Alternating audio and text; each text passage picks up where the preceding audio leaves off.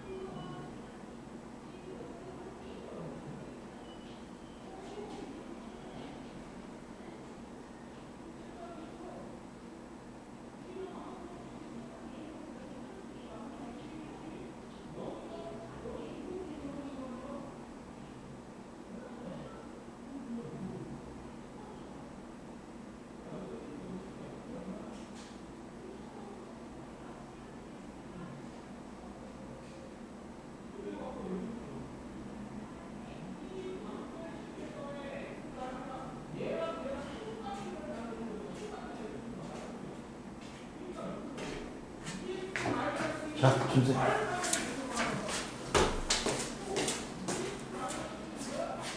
보자. 어디까지 했어 저번 시간에? 어? 196페이지 가운데. 자, 봐봐. 생명 시스템에서 화학 반응이다. 생명체 내의 화학 반응 봐봐.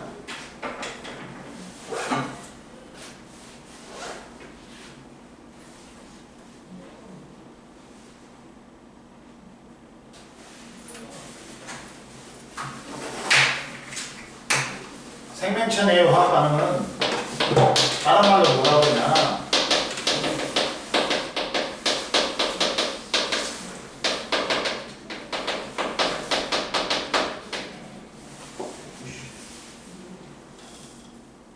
생명체 내의 화학 반응을 다른 말로는 물질 대사라고 해.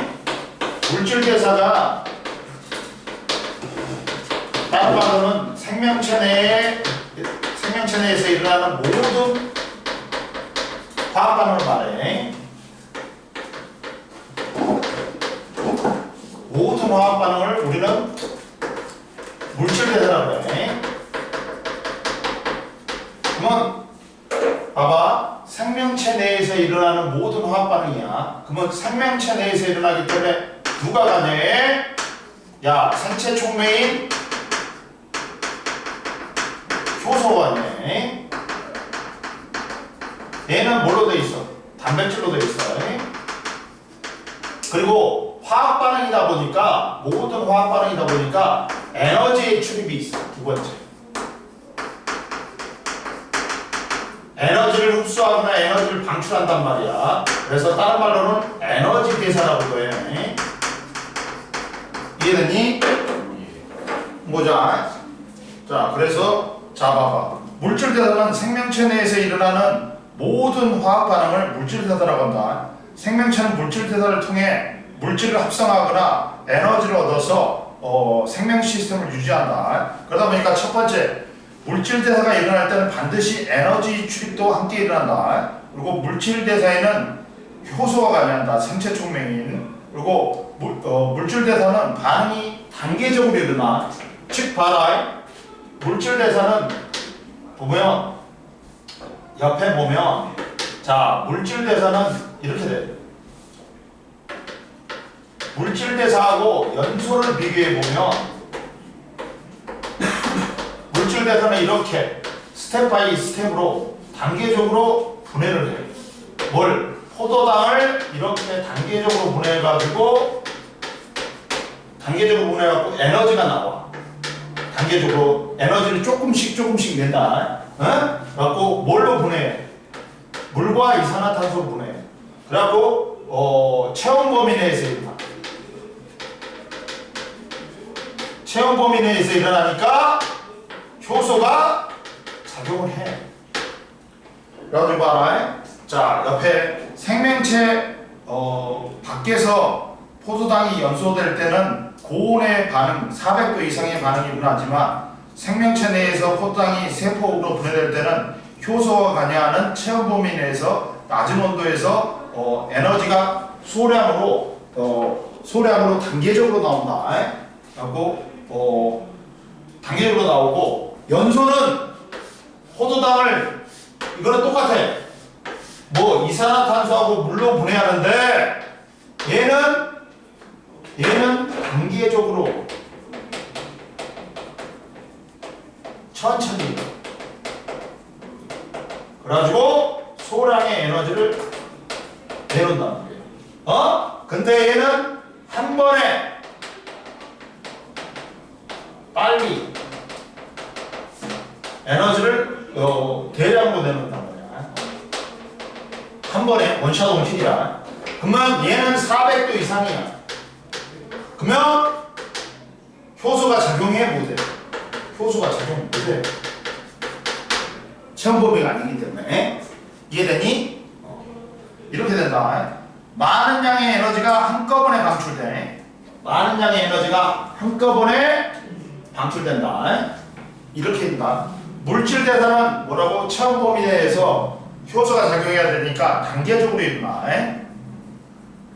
근데 연소는 한 번에 빨리 대량의 에너지를 갖다가 분해. 그래가지고 400도 이상이기 때문에 얘는 효소가 작용해 못해. 그리고 물질 대사에 구분이 있다. 물질 대사에 종류가 있다.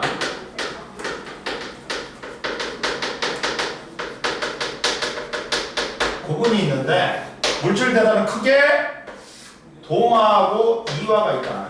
동화는 작은 물질을 큰 물질로 만드는 합성이야. 가지고 저분자 물질을 고분자 물질로 만들어. 다른 말로 하면 무기물을 뭘로 만든다? 고분자인 유기물로 만든다. 근데 이거는 무기물은 탄소를 포함 안 하고 환경으로부터 온 거고, 유기물은 탄소를 포함해. 그리고 뭐로부터 온 거냐면 생명체로부터 온 거야. 내가 싼 똥, 내가 쌌으니까 유기물이야. 그리고 머리카락, 내가 자랐으니까 유기물이야. 그리고 이런 된장 뭘로 만들었어? 콩으로 만들었잖아. 그러니까 유기물이야. 근데 작은 놈을 큰 놈으로 붙이려면 뭐가 필요해? 에너지가 필요해. 에너지를 얻어야 돼. 그러니까 에너지를 얻는 흡열 반응이 일어난다. 그래가지고 대표적인 게 뭐 있어? 광합성 있지. 광합성은 식물이 비대에너지를 흡수해가지고 물과 이산화탄소를 재료로, 무기물 재료로 포도당이라는 유기물을 만드는 과정이야. 그 다음 뭐 있어? 단백질 합성도 있어. 그 다음 이화가 있다. 이화는 분해야 반대로 고분자 물질을 뭘로 만든다? 저분자 물질로 만든다. 즉 유기물을 무기물로 만든다. 그럼 여기서 붙였던 풀들이 떨어져 나와. 즉 에너지가 방출이 돼. 갖고 에너지를 방출하니까 얘는 발열 반응이야. 하고 뭐가 있냐? 대표적인 게 소화나 세포가 있어. 그리고 둘 다 생체 촉매인 누가 관여한다? 효소가 관여해. 둘 다 효소가 관여한다. 자, 봐라. 크게 물질 대사는 동화작용과 이화작용이 있는데 동화작용이 합성이고 이화작용이 분해다. 그러니까 동화작용은 작고 간단한 분자, 저분자를 무기물을 크고 복잡한 분자, 고분자, 유기물로 합성하는 반응이야. 갖고 광합성하고 단백질 합성이니까 갖고 에너지를 흡수하는 흡열 반응이다. 그러다 보니까 얘는 자 그래프를 그려보면 반응물하고 생성물이 있는데 누가 더 에너지가 커? 반응물보다 생성물이 더 커. 그러니까 이만큼의 에너지를 흡수해야지. 흡수해야 돼. 에너지를 흡수해야지만이 이 흡열 반응이 일어나면서 이 화학 반응이 일어나는 거야. 흡열 반응이다. 근데 이화는 어떻게 되냐? 이화는 이렇게 돼. 오히려 반응물이 더 에너지가 커. 생성물보다. 그러다 보니까 이만큼의 에너지를 방출해야 돼. 방출해야 돼. 선생님 왜 반응물과 에너지, 생성물의 에너지가 틀려요? 물질이 틀리잖아. 그러니까 고유의 에너지가 다른 거야. 그 고유의 에너지 차만큼 흡수하거나 반응이 일어나려면 방출해야 돼, 에너지를. 이해됐어? 효소는 무조건 가능해. 효소는 만능이다. 자, 우리가 40도가 넘어섰지.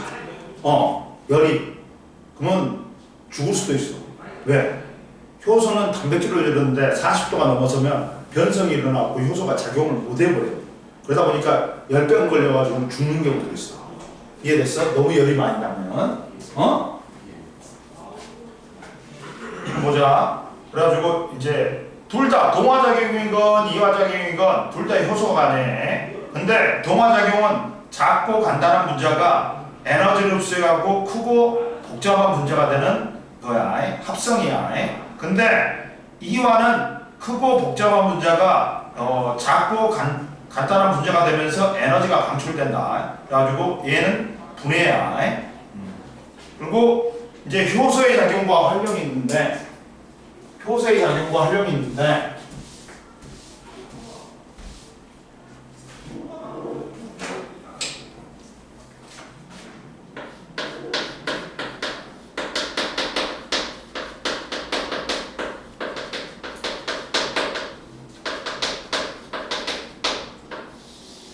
효소의 작용과 활용이 있는데 보자. 첫 번째 효소의 작용 봐봐. 효소는 뭐라 그랬어? 자, 단백질로 이루어졌다. 단백질로 이루어진 생체 충격. 근데 효소는 활성화 에너지를 낮춰 갖고 반응 속도를 빠르게 하는 거야. 활성화 에너지가 뭐냐? 반응이 일어날 수 있는 최소화 에너지.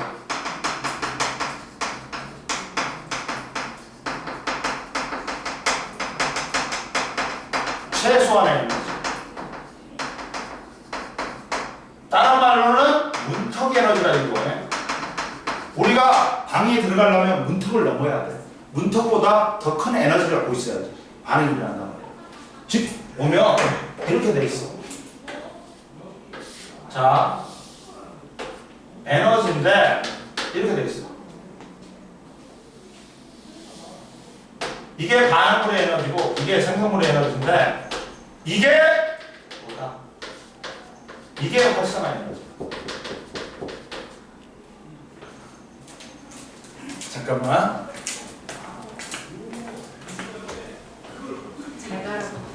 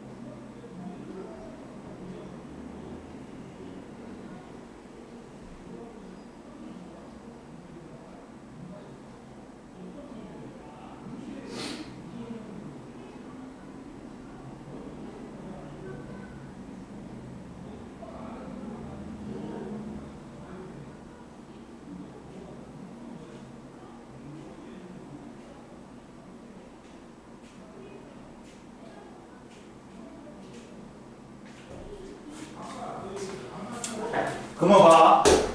이 반응물과 생성물의 에너지 차를 우리는 반응열이라고 했다. 주제야. 어? 이거는 변해 안 변해? 이건 안 변해. 어? 봐. 반응물이 활성화 에너지보다 더 큰 에너지를 가져야지만 이 문턱을 넘어가지고 반응이 일어나는 거야. 근데 이때 효소는 어떤 작용을 하냐? 이렇게 만들어버려. 활성화 에너지를 낮춰버려. 그러면 문턱이 낮아지니까 반응이 더 잘 일어날 수 있겠지. 그러다 보니까 효소의 역할은 활성화 에너지를 낮춰가지고 반응이 더 빠르게 일어날 수 있도록 하는 생체 촉매다. 이해됐어? 그러면 이 발열 반응에서는 이게 활성화 에너지인데 조심해. 흡열 반응은 봐라. 조심해야 돼. 흡열 반응은 여기 발열 반응에서는 이게 활성화 에너지인데 흡열 반응은 봐라. 흡열 반응은 이렇게 돼. 자, 흡열 반응은 이렇게 돼. 이렇게 된단 말이야. 반응물하고 생성물이야. 근데 이때 활성화 에너지는 이거니 아니야. 문턱은 여기서 되는 거지. 이게 활성화 에너지.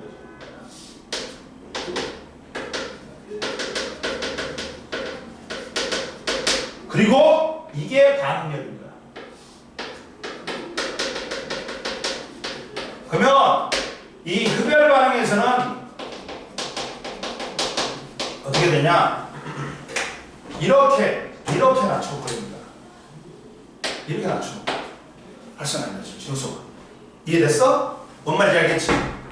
그러니까 조심해야 돼. 여기 발열 반응에서는 활성화 에너지가 이건데 흡열 반응에서는 이거야. 조심해. 야, 발열 반응에서는 활성화 에너지가 이건데 흡열 반응에서는 활성화 에너지가 이게 돼버려. 조심해라.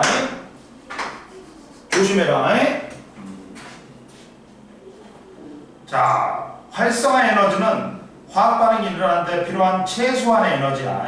활성화 에너지 작을수록 당연히 반응이 빠르게 일어난다. 왜?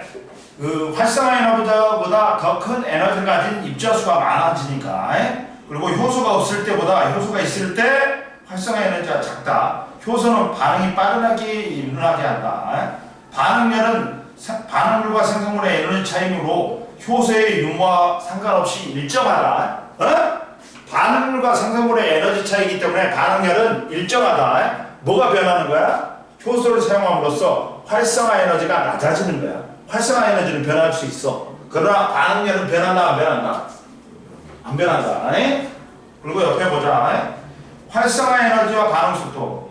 화학 반응이 일어나려면 분자가 충분한 에너지를 가지고 있어야 하는데 이 최소한의 에너지가 활성화 에너지다. 활성화 에너지가 작아지면 반응에 참여하는 분자 수가 많아지면서 반응 속도도 빨라진다. 이해됐지? 197페이지 보자. 효소의 작용 보자.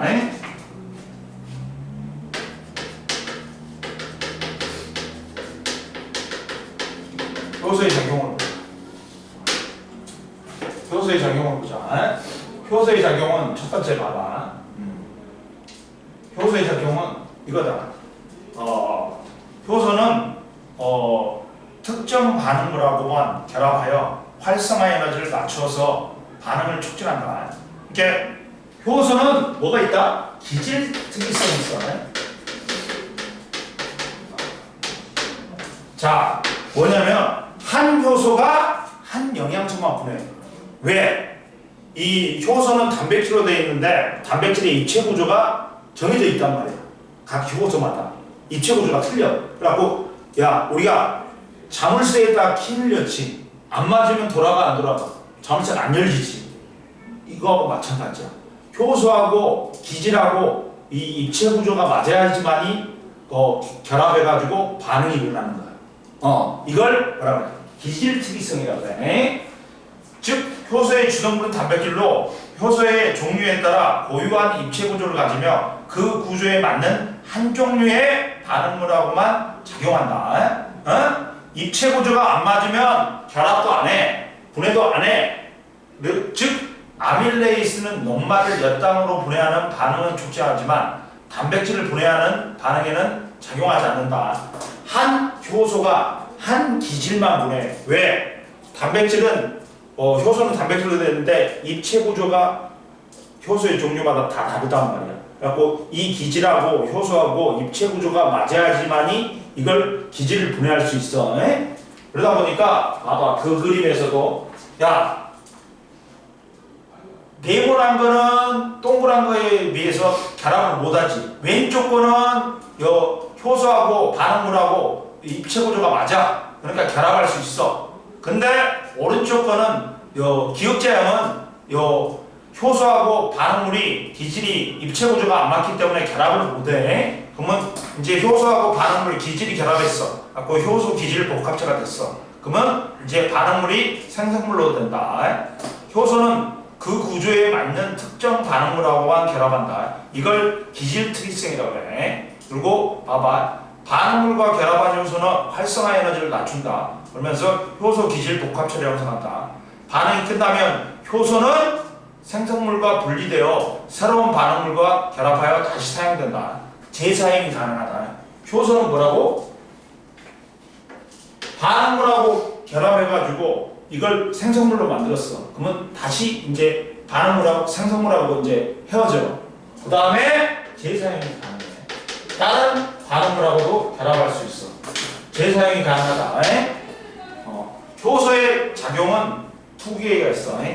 첫 번째가 기질 특이성. 그 다음 효소의 재사용이 가능하다. 그리고 옆에 봐라. 기질 특이성의 효소의 종류. 효소 물질 대사는 여러 단계에 걸쳐 중간 생성물을 만들며 진행하는데 효소는 기질 특이성이 있어서 물질 대사의 단계마다 작용하는 효소의 종류도 다르다. 이 때문에 생명체에는 수많은 종류의 효소가 만들어진다. 특정 효소에 이상이 생기면 그 효소가 관여하는 물질 대사가 문제가 생긴다. 근데 효소는 변성될 수 있다. 효소는 뭐가 될 수 있다고? 변성될 수 있다. 준수야, 이게 뭐냐면 효소의 변성이야. 효소는 뭐에 영향받는다? 온도하고 pH 영향받는다. 자, 온도에는 봐봐, 이렇게 돼. 반응 속도가 언제일 때 제일 빨라? 36.5도 체온 범위일 때 반응 속도가 제일 빨라. 그리고 저온에서는 활성화가 안 돼. 그래서 반응 속도가 느린 거야. 그리고 40도를 넘어서지. 그러면 단백질이 변성이 일어나. 그러면서 입체 구조가 바뀌면서 효소가 기능을 못 해버려. 그러다 보니까 죽을 수도 있다.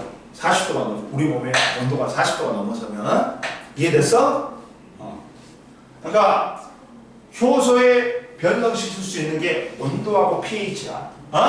그래갖고 온도가 40도가 넘어서면 단백질로 이루어진 효소가 변성이 일어나면서 입체 구조가 바뀌면서 기능을 못 해버리는 거야. 효소의 주성분인 단백질이 열과 산 등에 의해서 입체 구조가 바뀌어 변성되면 반응물과 결합하지 못하고 그 기능을 잃는다. 그리고 이런 것도 있어. pH도 수소이온의 농도 지수인데 보통 pH는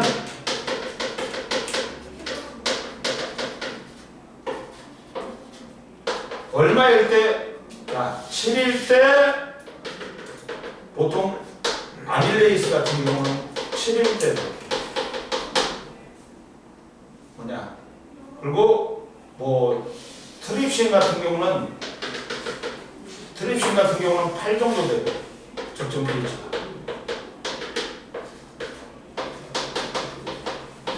그리고 펩신은 2 정도 되고. 이렇게 된단 말이야. 적정 pH가 있어. 그리고 pH를 벗어나지. 또 변성이 일어나. 갖고 효소가 기능을 못한다. 그냥 내가 저렇게만 알고 있어. 이해됐지? 그 다음 보자. 이제 탐구자료창에 카탈레이스라는 효소가 있어. 이 카탈레이스의 작용과 원리하고 실험 보자.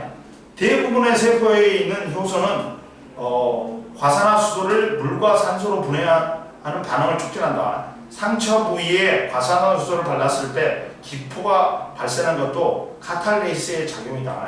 뭐냐면 카탈레이스라는 효소, 살아있는 생명체에는 다 들어있는 효소야. 그러면 원래 효소는 어떻게 된다? 과산화수소를 갖다가 가만히 놔둬도 뭘로 보내? 물과 산소로 보내. 근데 이게 너무나 느리게 일어나. 느리게 일어나니까 이걸 별로 못 사용한다고 그래. 거의 산소가 발생 안 해. 너무 느리게 일어나고. 근데 여기에 카탈레이스라는 효소가 첨가되면 이 반응이 빠르게 일어나고 산소를 많이 만든다. 근데 이 산소가 활성화 산소야. 얘가 소독을 시키는 거야. 과산화수소는 소독약이거든. 그러면 상처난 데 뿌리면 이 카탈레이스가 들어있다 보니까 카탈레이스가 과산화수소를 물과 산소로 보내야 하는데 이때 나온 산소가 병균을 죽이는 거야. 이해됐어? 근데 봐라. 실험 과정은 봐봐. 가에서는 시험관 A, B, C에 3%의 과산화수소를 넣고 A는 그대로 두고 B에는 생감자 조각, C에는 삶은 감자 조각을 넣은 후 A, C에서 기포가 발생하는지 관찰한다. 그리고 향불이 꺼져가는 불씨를 A, C에 넣고 불씨 변화를 관찰한다. 그러면 산소가 발생하면 산소는 물질이 타는 걸 도운단 말이야. 그러다 보니까 불이 확 살아나겠지. 근데 A는 봐봐. 그리고 기포가 발생이 끝나면 과산화수소를 더 넣고 기포가 다시 발생하는지 관찰한다.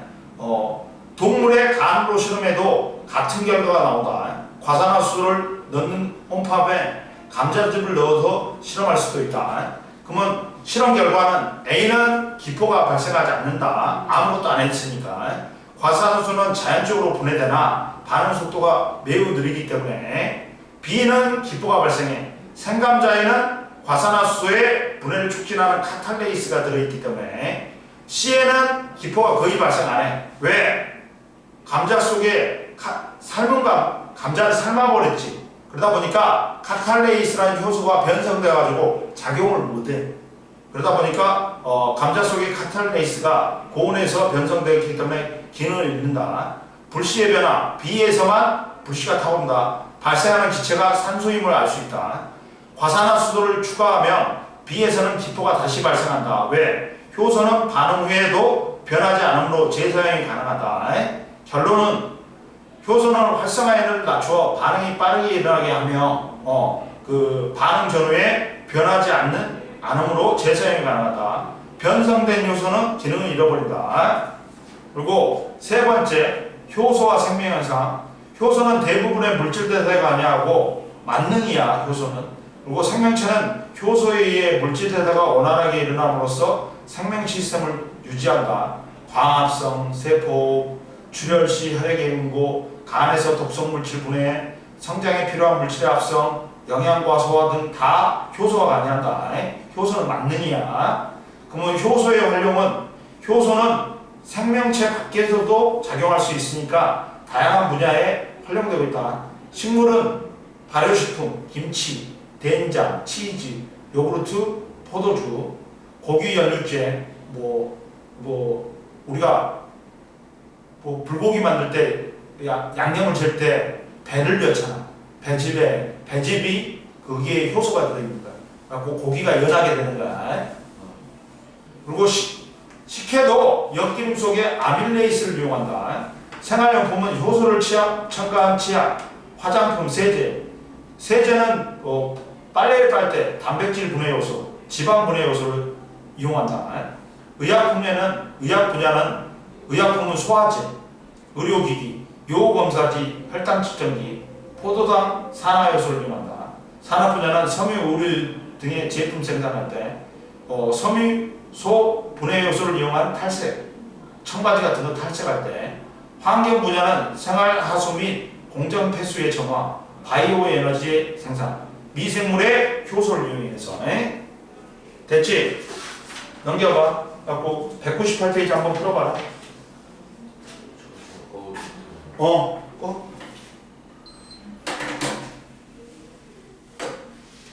아이고 힘들어.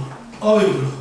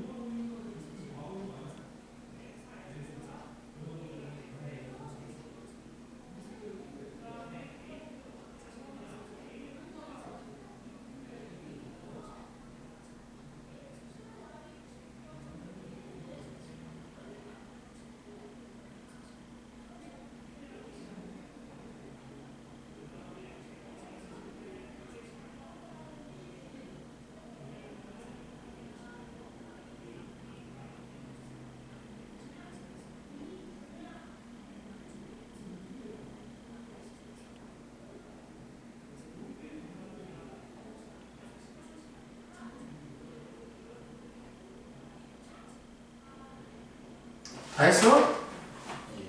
자, 그 다음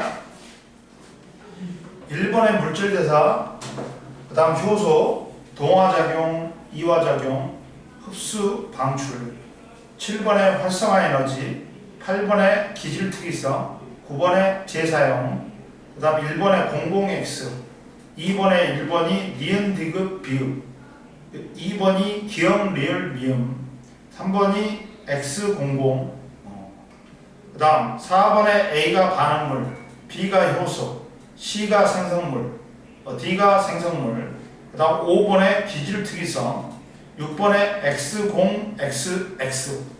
틀린 거 있어? 5번? 기질특이성이지 이게. 카탈 한 요소가 한 기지라고만 결합해가지고 분해하는 거야. 이게 기질특이성이야. 그 다음 봐라. 199페이지 봐봐. 효소의 반응 속도 그래프 해서 봐봐. 효소의 작용과 반응 속도는 효소가 반응물 기질하고 얼마나 잘 결합해서 효소 기질 복합체를 많이 형성하는가에 의해 결정된다. 효소의 반응 속도는 반응물의 농도와 효소의 농도에 영향을 받는데 각각의 경우에 초기 반응 속도가 어떻게 달랐는지 분석해 보자. 첫 번째, 반응물의 농도. 효소가 농도가 일정할 때 초기 반응 속도는 반응물의 농도가 증가할수록 증가하지만 반응물의 농도가 어느 수준 이상이면 더 이상 증가하지 않는다. 왜? 만약에 효소가 100개가 있었어. 근데 반응물이 10개, 20개, 30개 계속 늘어날수록 반응 속도는 어떻게 돼? 증가하겠지. 그러다가 100개가 돼버리면 다 반응하고 있으니까 더 이상 반응 속도가 증가해야 안 해? 안 하는 거야. 이해됐어? 그래서 간은 반응물의 농도가 증가할수록 초기 반응 속도가 증가한다. 왜? 반응물이 효소와 결합하는 빈도가 높아지기 때문에. 나부터는 반응물의 농도가 증가해도 초기 반응 속도는 더 이상 증가하지 않고 일정해진다. 모든 요소가 반응물과 결합한 상태이기 때문에 초기 반응 속도는 반응물의 농도가 S2일 때, S1일 때보다 더 빠르다. 생성물의 생성 속도는 반응물의 농도가 S2일 때가 S1일 때보다 빠르다. 효소의 농도, 봐봐. 반응물의 농도가 같을 때 효소의 농도가 증가할수록 초기 반응 속도는 증가한다. 이거지. 당연히 야, 효소의 농도가 높아질수록 당연히 또 반응물과 결합할 효소가 많아지니까 그 효소의 농도가 낮을 때보다 높을 때가 더 반응 속도가 빠르겠지. 이해됐지? 됐어. 좀 쉬어. 쉬거라.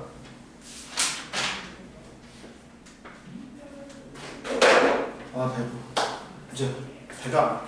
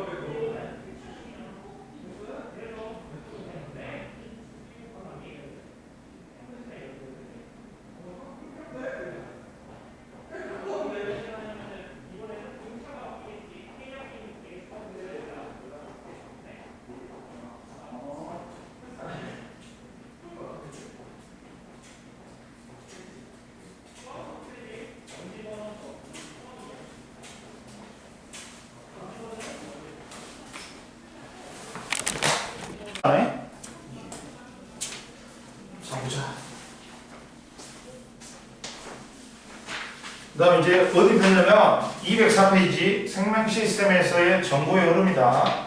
딱 이것만 하면 통합과학 1이 끝나는 거야.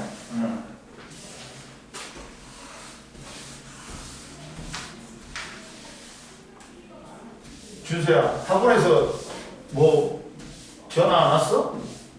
이야기 안 했어? 아무 말 안 왔냐? 상관없는 것 같아. 자, 봐. 생명 시스템에서의 정보의 흐름 보자. 자, 우리가 엄마도 닮고 아빠도 닮는 거는 뭐 때문이야? 엄마로부터 염색체 엔계를 받는다. 아빠로부터 염색체 엔계를 받아. 그러면 염색체 때문에 우리가 엄마도 닮고 아빠도 닮는 게 아니야. 그 염색체 위에 있는 유전자 때문에 닮는 거야. 우리가 엄마도 닮고 아빠도 닮는 거야. 그러면 이때 이 유전자하고 단백질을 보자.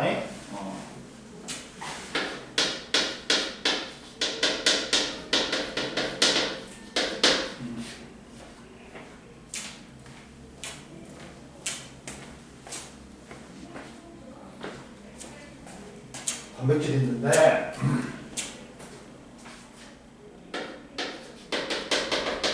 자, 첫 번째 DNA야 유전자를 보자. DNA의 특정 부위가 유전 정보를 담고 있는 유전자가 있단 말이야.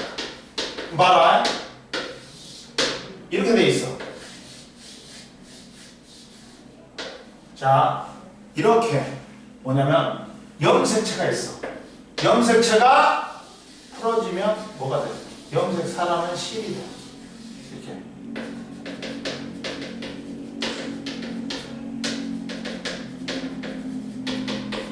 실이 돼. 그러면 이 염색사는 뭐로 돼 있어? DNA와 단백질로 돼 있어. DNA가 이 단백질을 갖다가 감고 있는 구조야. DNA하고 히스톤 단백질로 돼 있어. 이걸 뉴클레오 섬이라고 해. 그리고 이 DNA는 몇 중 나선으로 돼 있어? 2중 나선으로 돼 있다. 이런 식으로. 갖고 여기에 유전 정보인 담고 있는 유전자가 있단 말이야. 유전자 1, 2, 유전자애가 뭐가 있다? 유전 정보가 있어. 이 유전자에 의해서 형질이 나타나는 거야. 발현되는 거야. 그러면 이 유전 정보는 뭐에 속해 있냐면 염기 서열에 저장돼 있어. 자, 봐라. DNA와 유전자는 생물의 형질을 결정하는 유전 정보는 세포의 핵 속에 DNA에 저장되어 있으며 유전자는 DNA에 유전 정보가 저장되어 있는 특정한 부위다. 그리고 유전자하고 단백질은 각 유전자는 특정 단백질에 대한 정보가 저장되어 있다. 그래서 유전자의 유전 정보에 따라 다양한 종류의 단백질이 합성되면서 형질이 나타나는 거야. 염색체는 뭘로 되어 있다? 염색사. 염색사는 또 뭘로 되어 있다? DNA하고 단백질로 되어 있어. DNA가 단백질을 감고 있는 구조다. 그리고 DNA는 이중 나선 구조야. 야, 염색체는 DNA와 단백질로 이루어졌고 DNA의 특정 부위에 유전자가 있으며 한 분자에는 DNA에는 수많은 유전자가 있다. 그리고 유전자에는 단백질 합성에 필요한 유전 정보가 저장되어 있는데 있으며 유전자마다 서로 다른 종류의 단백질에 대한 정보를 갖는다. 옆에 봐봐. 유전자가 뭐냐? 대부분의 유전자는 단백질을 암호화하지만 유전 중에 단백질 정보가 저장되어 있지 않고 RNA만 합성하는 것이 있다는 게 밝혀졌다. 따라서 유전자는 DNA에서 단백질이나 RNA를 만들 수 있는 단위로 정해졌다. 사람은 약 2만 개의 유전자를 갖고 있다. 2만 개가 아니라 1, 10, 100, 1000, 만, 맞네? 그리고 염색체는 봐봐. 세포가 분열할 때 응축되어 막대 모양으로 나타나는 구조물이다. 분열하지 않을 때는 핵 속에 실처럼 풀어져 있다. 염색사 상태로 있다. 그럼 보자. 이 유전자에 의해서 이 유전자에 저장되어 있는 정보에 의해서 유전 정보에 따라 유전자와 뭐 이것대로 단백질이 합성된다. 그래갖고 형질이 나타나는 거야. 유전자에는 DNA 특정 부위인데 여기에 유전 정보가 있어. 이 유전 정보대로 단백질이 합성되면서 형질이 나타나는 거야. 이때 유전 형질이 나타나는 과정 보자.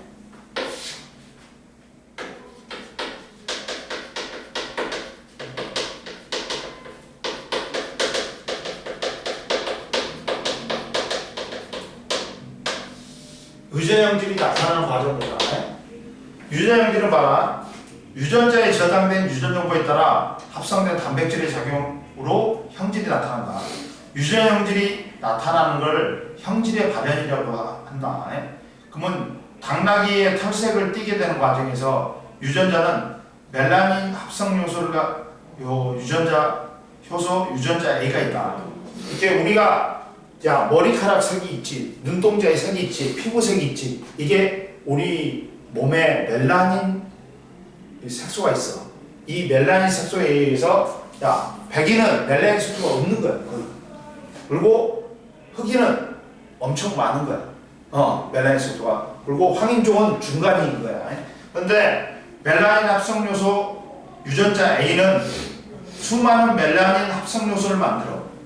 합성 요소를 합성해. 그러면 많은 양의 멜라닌이 합성되면서 털색이 갈색이 된다. 근데 멜라닌 합성 요소 유전자 B는 적은 수의 멜라닌 합성 요소를 합성해. 그러면 적은 양의 멜라닌이 합성되니까 털색이 흰색을 띠게 된다. 즉 당나귀의 DNA는 멜라닌 합성 요소 유전자가 있으며 이 유전자로부터 멜라닌 합성 요소 단백질이 합성된다. 이 요소의 작용으로 합성된 멜라닌에 의해서 털색 형질이 나타나게 된다. 그러면 당나귀의 털색이 갈색과 흰색으로 다를 거다. 유전자의 유전 정보가 달라. 그래갖고 멜라닌 합성 요소의 합성량이 다르다. 그러면 멜라닌 합성량이 다른지. 그래갖고 털색이 다르게 나타난다. 그래갖고 유전자가 다르면 형질도 다르게 나타난다. 그러니까 멜라닌 합성 요소 유전자에 의해서 멜라닌 합성 요소가 많이 만들어질지 적게 만들어질지가 결정돼. 그러면 이 멜라닌 합성 요소가 많이 만들어지면 멜라닌이 많이 합성돼. 갖고 털색이 진해. 근데 멜라닌 합성 요소가 유전자가 멜라닌 합성 요소를 적게 만들어. 그럼 멜라닌을 적게 합성하니까 털색이 연해진다. 이해됐어? 그러면 유전자에 있는 유전 정보에 따라 이렇게 형질이 다르게 나타나는 거야. 그리고 유전자와 유전 형질의 관계. DNA에 저당 분해 요소 유전자가 있는데 그러면 이게 많으면 저당 분해 효소를 많이 만들어. 그래갖고 저당을 효소의 작용으로 저당이 분해된다. 그래갖고 저당이 분해되어 흡수가 된다. 근데 선생님은 이 저당 분해 요소가 적은가? 그러다 보니까 커피 먹지, 우유 먹지, 화장실로 가. 화장실로 가. 봐봐. 저당 분해 요소 유전자로부터 합성된 효소의 작용으로 우유 등에 들어있는 저당이 분해되면서 흡수된다. 저당 분해 요소가 합성되지 않는 사람은 저당이 분해되지 못하고 장내에서 남아 설사나 복통의 증상이 나타난다. 그 정도는 아니야 나는. 설사나 복통 정도는 아닌데 그래도 쩍나봐 이게. 그래갖고 화장실 자주 가. 우유 먹으면. 자, 그 다음 유전 정보의 흐름을 보자 이제. 유전 정보의 흐름을 보면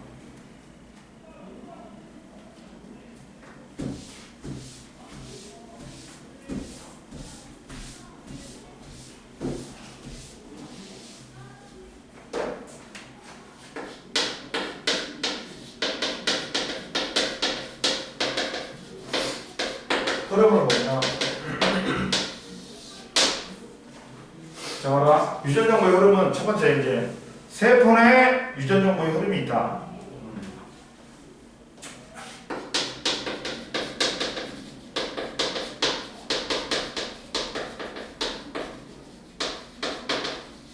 흐름이 있어.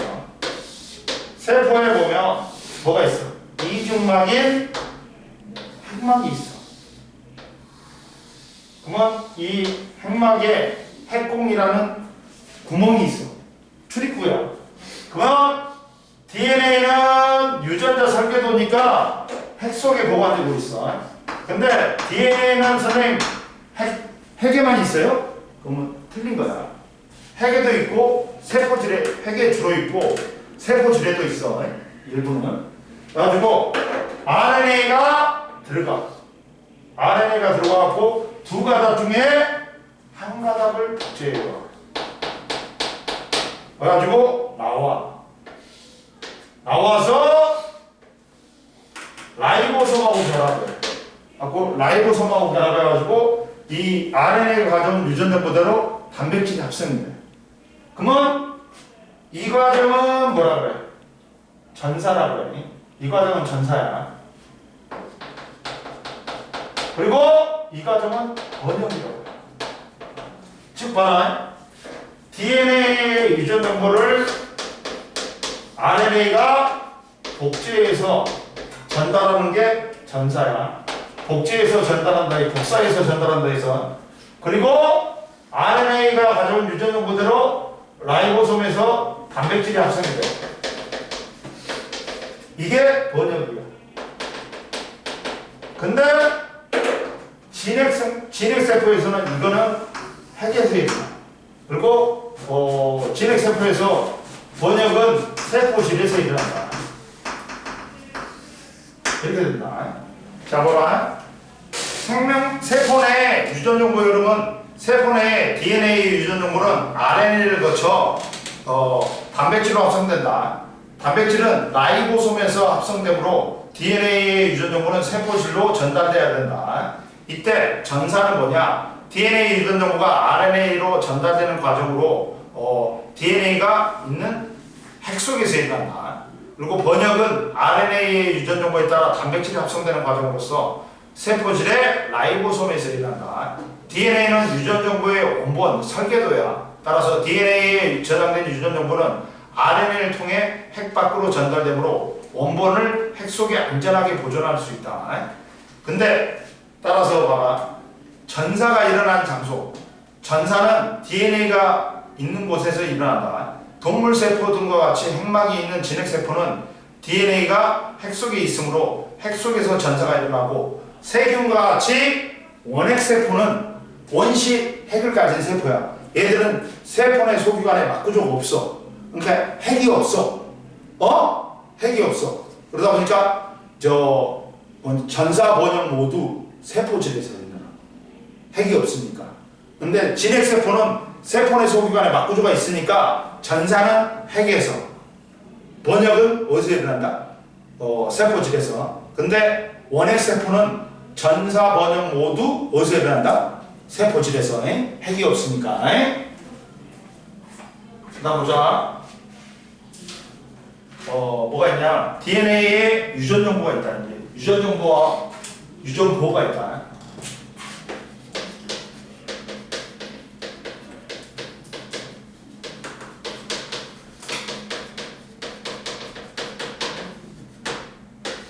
유전 정보하고 유전 보호가 있는데, 자 봐라. 유전 정보와 유전 보호는, 자, DNA의 유전 정보는 DNA는 아데닌, 구아닌, 사이토신, 타이민 등의 특정 순서로 배열되어 있는데, 유전 정보는 유전자를 이루는 DNA에 어디에 저장되어 있다? 염기 서열에 저장되어 있다. 그리고 유전 보호는 DNA와 RNA 염기 서열이 특정 아미노산을 지정하는 규칙이다. 삼염기 조합. 이게 DNA상의 염기 3개가 하나의 아미노산을 지정할 수 있단 말이야. 그래갖고 이걸 옛날에는 트리플렛 코드라 했는데, 그냥 요새는 삼염기 조합이라고 해. 자, 삼염기 조합은 DNA상의 3개의 염기가 3개의 염기가 하나의 아미노산 지정하는 연속된 3개의 염기가 DNA상의 아미노산을 지정하는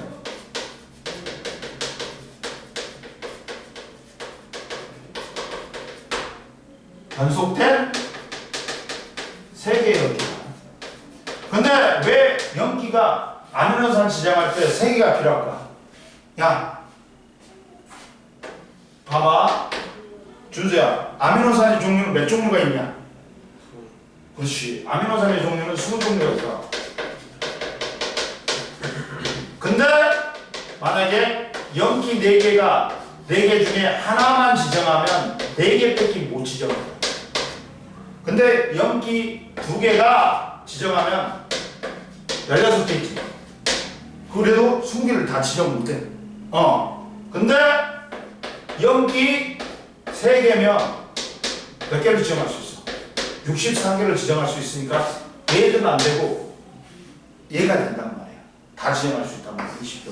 그래서 연기 아미노산을 지정하는 연기는 3개면 돼.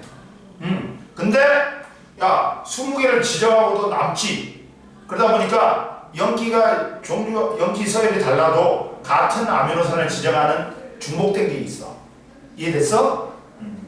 그리고 또 이제 이 DNA상의 삼연기 조합에 대응하는 RNA상의 삼연기 조합이 있어. 이걸 뭐라고 부른다?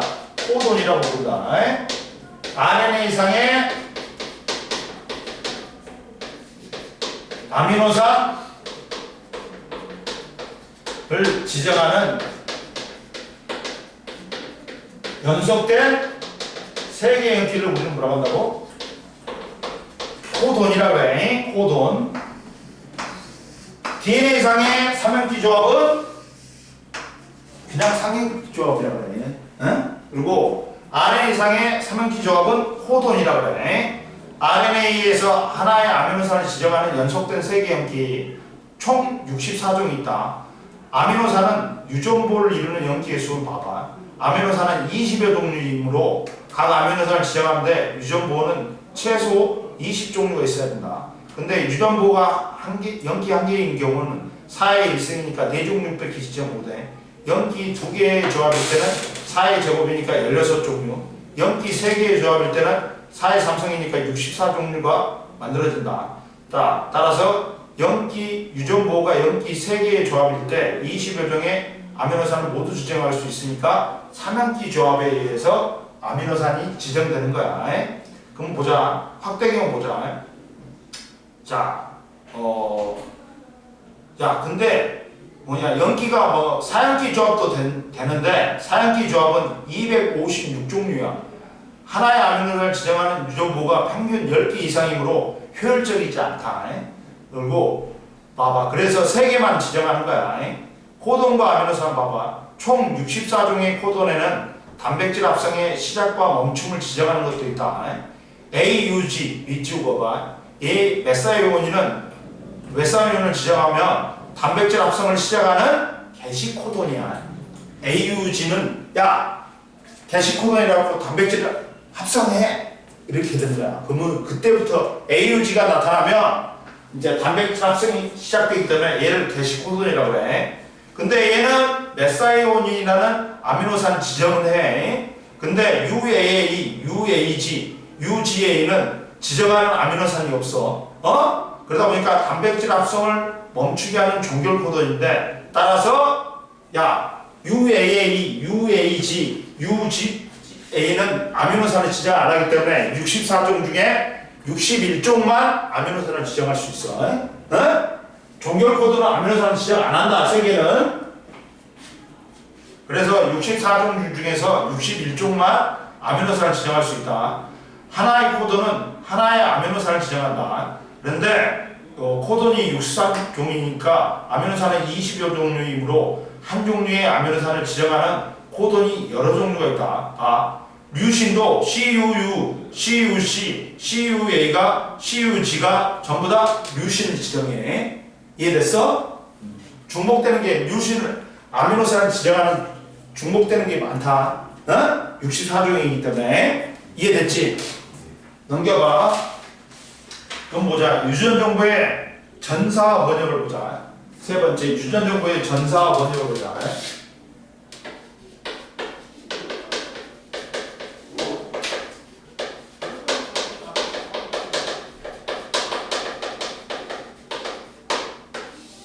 유전정보의 전사와 번역을 보자. 자, 유전정보의 전사와 번역. 첫 번째, 전사는 DNA 유전정보가 RNA로 전달되는 과정으로서 DNA의 연기에 상호적 연기를 가진 RNA의 뉴클레오타이드가 결합한다. 전사에 이용된 DNA의 가닥의 염기 서열에 상호적 염기를 가진 RNA 가닥이 합성이 된다. 만약에 전사는 봐봐. DNA가 이중나선이잖아. 이게 풀려. 둘 중에 RNA가 두 가닥 중에 한 가닥을 복제하는 거야. 그때 봐라. 전사 과정은 DNA 이중나선이 풀린다. 그러면 두 가닥의 폴리뉴클레오타이드 중 한 가닥의 염기에 상호적 염기를 가진 RNA 뉴클레오타이드가 하나씩 결합하여 RNA가 형성된다. RNA는 DNA로부터 분리되고 DNA 두 가닥은 다시 이중나선으로 이룬다. 따라서 염기의 상호적인 대응 관계는 DNA가 A, G, C, T면 RNA 염기는 타이밍 대신에 유라실로 바뀌어. 그리고 구아닌에 대응되는 게 사이토신, 사이토신에 대응되는 게 구아닌, 타이민에 대응되는 게 아데닌이다. 이해됐지? 옆에 RNA 뉴클레오타이드는 당으로 라이보스를 가지고 염기는 아데닌, 구아닌, 사이토신, 타이민 대신에 유라실을 갖는다. 그리고 두 번째, 번역은 봐라.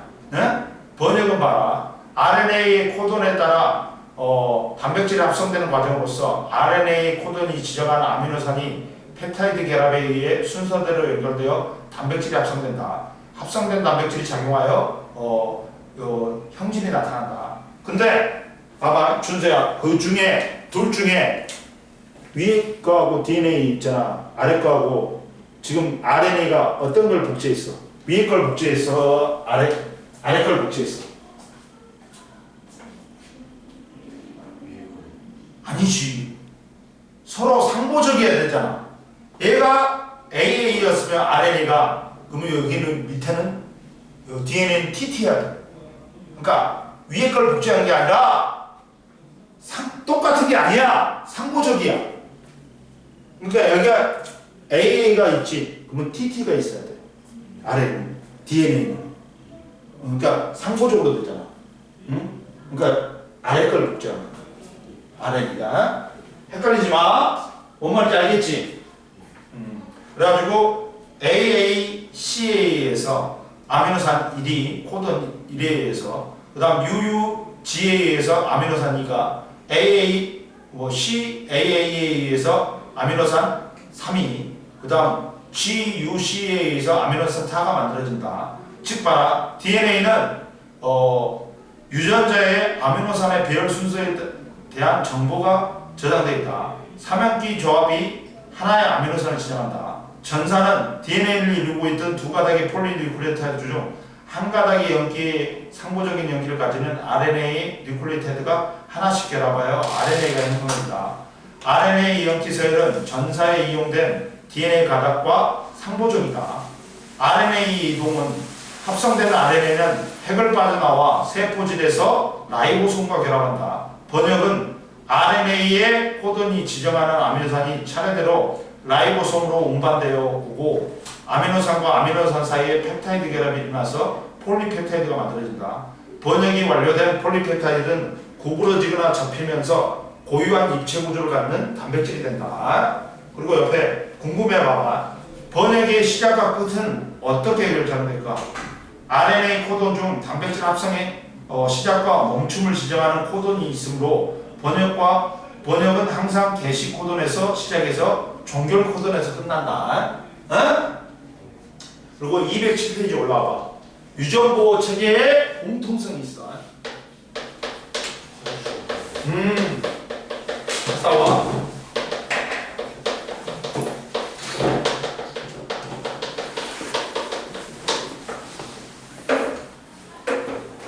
갔다 오세요.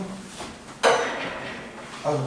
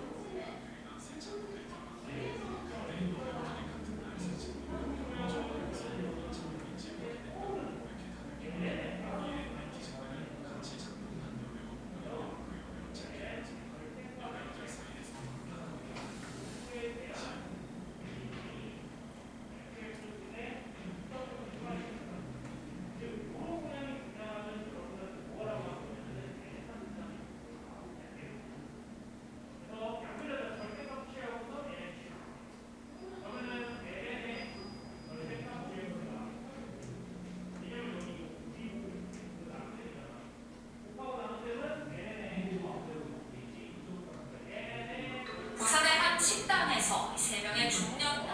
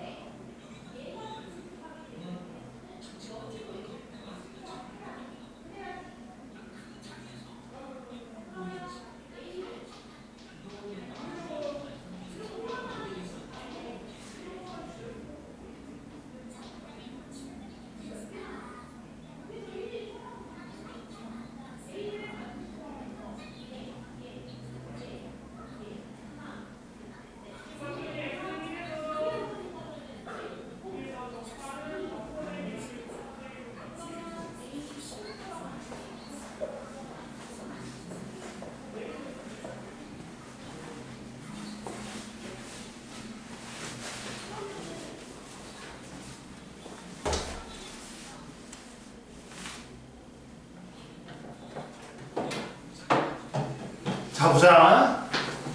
근데 유전보호 체계의 공통점은 뭐냐면, 자 지구에 사는 생물들은 서로 다른 유전 정보를 갖고 있어 모습이나 생활 방식이 다양하다. 그러나 모든 생명체는 유전보호 체계를 같은 유전보호 체계를 사용해 이렇게 전사하고 번역하듯이 이렇게 유전 정보를 원래 달라. 그러니까 형태나 모습이 다 틀리겠지. 근데 이 유전보호 체계는 똑같아. 전사하고 번역하는 거는. 그러다 보니까 모든 생명체는 같은 유전보호 체계를 사용하여 생물종에 관계없이 같은 코도는 같은 아미노산을 지정한다. 이 말은 뭐다? 모든 생명체가 같은 유전보호 체계를 사용한다는 것은 모든 생명체가 공통조상으로부터 진화해 왔음을 의미한다. 유전보호 체계가 같으니까 같은 조상에서 나눠진 거야. 이해됐어? 그러다 보니까 유전보호 체계의 공통성을 활용하는 건 뭐냐면, 야 당뇨병 치료제가 뭐니? 인슐린이야. 인슐린이 있어야 돼. 근데 당뇨병에 걸린 사람들은 이걸 사람한테 뽑아내? 힘들잖아. 돼지한테 뽑아내? 힘들잖아. 돼지도 똑같은 인슐린을 쓰는 거야. 사람하고. 근데 그러다 보니까 이걸 대량으로 생산하기 위해 같은 유전보호 체계를 쓰기 때문에 모든 생명체가 같은 유전보호 체계를 사용하므로 생명공학 기술을 이용하여 세균의 사람의 인슐린이나 성장 호르몬 같은 유용한 단백질을 대량 생산할 수 있다. 사람의 인슐린 유전자를 DNA 대장균의 DNA에 원형으로 돼 있어. DNA가 대장균은 봐봐. 원형으로 DNA가 돼 있어. 그래서 이걸 플라스미드라고 그래. 이걸 잘라가지고 사람의 인슐린을 만드는 유전자를 갖다가 삽입을 해. 그래서 다시 세균한테 이어주면, 대장균한테 이어주면 대장균이 이제 인슐린을 만들어. 그러면 대장균이 많으면 인슐린을 많이 만들겠지. 그래가지고 우리가 약으로 쓰는 거야. 이걸 추출해가지고. 그래서 그리고 유전자 이상하고 유전병이 있다. 유전자 이상하고 유전병이 있는데 유전자가 하나라도 잘못되면 다른 아미노산이 만들어지면서 아미노산의 배열 순서가 바뀌면서 유전자 이상에 의해서 유전병이 나타날 수 있다. 유전자 이상하고 유전병 보자.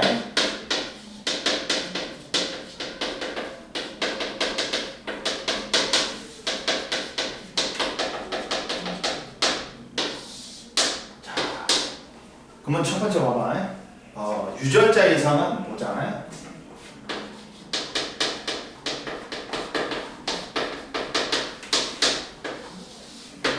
뭐가 있냐? 유전자를 구성하는 DNA에 염기 서열의 이상이 생기는 거야. DNA 염기 서열 일부가 없어지거나 삽입되어서 바뀌면 DNA 염기 서열이 바뀐다. 그리고 유전자 이상에 의한 유전병은 DNA 염기 서열이 바뀌면 전사 번역 과정이 정상적으로 일어나지 않거나 바뀐 염기 서열로 비정상적인 단백질이 만들어져 유전병이 나타날 수가 있다. 라고 대표적인 유전병이 남모양 적혈구 빈혈증, 페닐케토누증, 백색증이 있어. 봐봐. 유전자 이상에 의한 유전병에는 크게 남모양 적혈구 빈혈증, 페닐케토누증, 백색증이 있다. 근데 자, 남모양 적혈구 빈혈증이 발생하는 원리는 여섯 번째 아미노산의 염기 서열이 CTT다. 그러면 전사된 RNA가 코돈이 GAA가 돼. 그러면서 글루타민이 만들어져. 그래갖고 정상적인 헤모글로빈이 만들어지고 가운데가 오목한 원반형인 정상 적혈구가 만들어진단 말이야. 근데 여섯 번째 아미노산에 CTT가 아니라 하나가 T가 타이밍이 아데닌으로 바뀌어. 그러면 전사된 RNA가 GUA로 바뀌면서 글루탐산이 아니라 발린이 생겨버려. 그러면서 돌연변이의 헤모글로빈이 생겨와. 그래갖고 정상적인 적혈구가 아니라 남모양 적혈구로 바뀌어버려. 그러면 지금 봐봐. 염기서열 하나만 변해도 봐봐. 유전자 이상은 헤모글로빈 유전자가 돌연변이가 일어나고 염기 T가 A로 바뀌었어.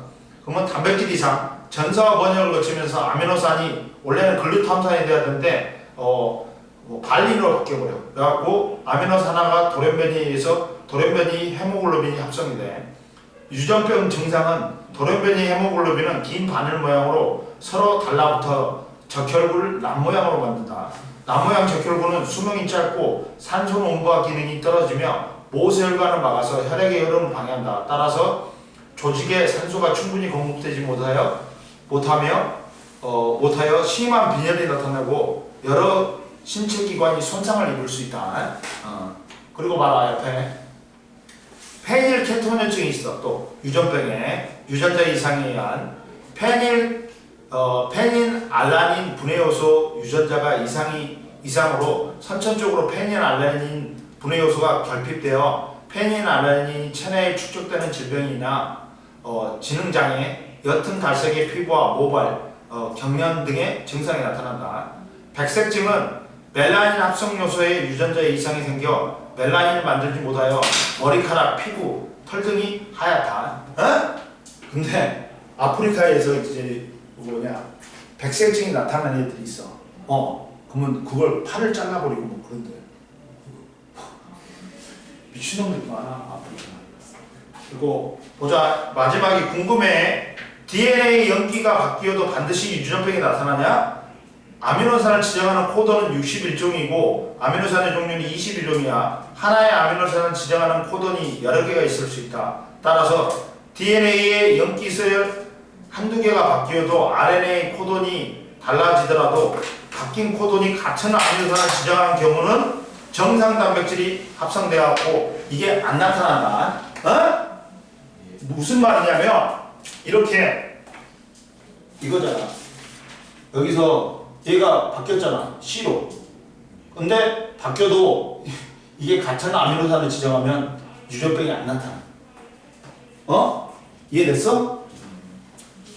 그럼 됐어. 그리고 자. 그래갖고 208페이지랑 저기 213페이지까지 풀어보면 돼. 됐지? 모르는 거 있어? 배운 거 중에? 오늘 배운 거 중에 모르는 거 없어? 됐어? 오늘 여기까지 해? 여기까지 하면 돼. 자, 가자.